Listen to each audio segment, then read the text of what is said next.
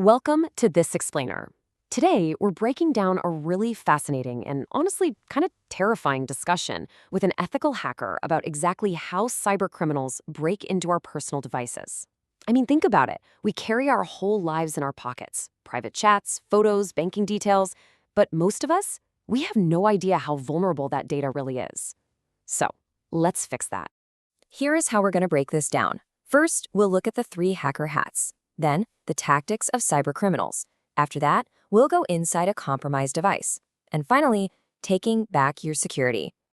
Okay, part one, the three hacker hats. Because we really need to know exactly who is behind this screen. It's super easy to just picture some shadowy figure in a dark room, right?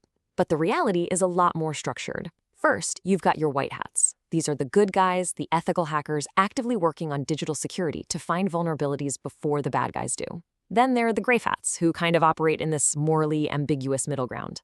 But the real threat, that's the black hats.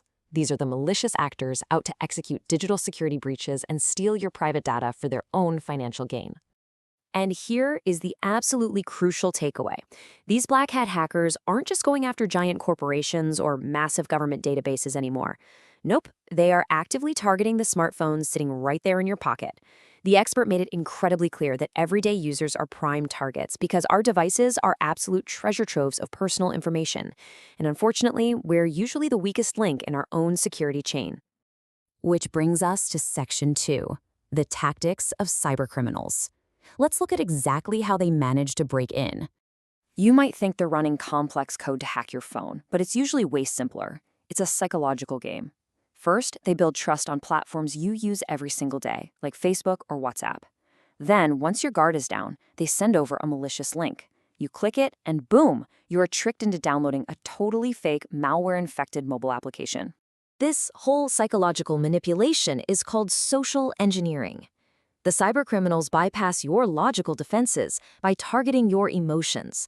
For example, they'll use fake identities. They might pretend to be a distant uncle, a friend in trouble, or even a pregnant wife stranded at an airport who desperately needs money.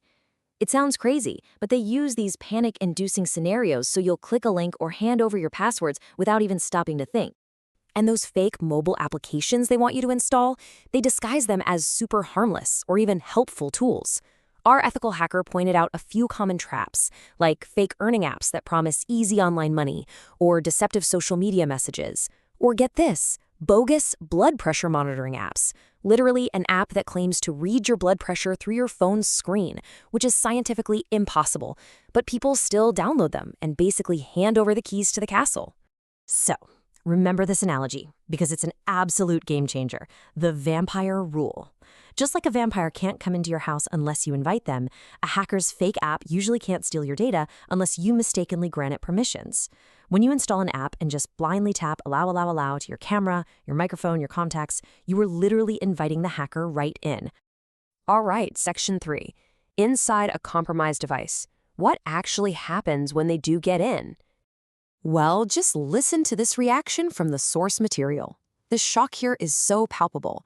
Imagine sitting on your couch, totally oblivious, while a remote user has just pinpointed your exact location, or is trying to hijack your phone's camera. The sense of violation is just absolute. Because once they have those permissions, the level of access is terrifying. These black hat hackers can track your live locations 24/7. They can read your private SMS messages, which, by the way, often hold your two-factor authentication codes. They can scrape your entire contact list, scroll through your private gallery photos, and yeah, they can remotely turn on your live camera and microphone to just watch and listen to you, all without your phone showing a single sign of activity.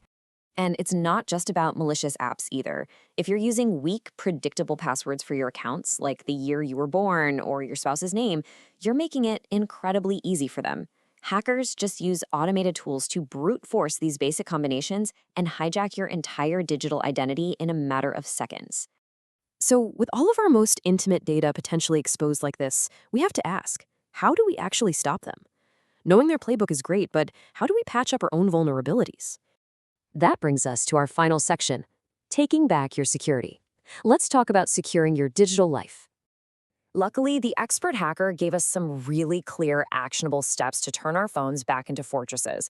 And the best defense? Just simple common sense and scrutiny. You have to regularly audit your app permissions. Think about it. If you download a basic calculator app, why on earth does it need access to your contact list? Like we mentioned earlier, a blood pressure app definitely does not need permission to use your camera. If an app asks for something it logically doesn't need, that's a massive red flag. Just deny it and delete the app. You also want to lean on the defensive tools you already have to protect your digital privacy. Make sure you're utilizing built-in security features like Google Play Protect and regularly checking the harmful apps manager in your settings. These automatically scan for and neutralize threats. Oh, and the golden rule, for sure. Never ever download applications from random links or weird third-party websites. Stick strictly to the official Play Store or App Store where things are actually vetted. It all boils down to your daily habits. On the dangerous side, you've got things like ignoring permissions, blindly clicking random links from strangers, and using weak passwords like your birthday. On the secure side, you've got habits that actually protect you. Letting Play Protect do its thing, routinely auditing your app permissions, and keeping a healthy dose of skepticism anytime someone messages you with some urgent emotional plea for money. So, do me a favor. Take just a couple of minutes today to check your app permissions, because after everything we've uncovered in this explainer, you really have to wonder, are you unknowingly carrying a remote surveillance device right now? Is your smartphone working for you, or is it secretly working for a hacker? Don't wait to find out the hard way. Take back your security today.